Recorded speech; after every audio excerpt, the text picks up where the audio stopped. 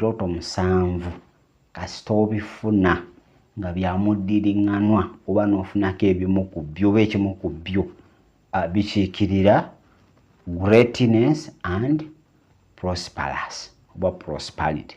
Ekirooto ekisooka okuloota emunyenye mu bbanga.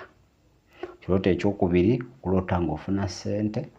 Ekirooto ekyokusatu okuloota ebinazo oba abamu bagiyita bisansa.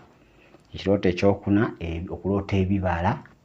Ekirooto ekyokutaano okuloota nga oguze entebe oba omuzungu kyagamba owning ng'entebe efuuse yiyo. Ekirooto ekyomukaaga okuloota ennyumba empya.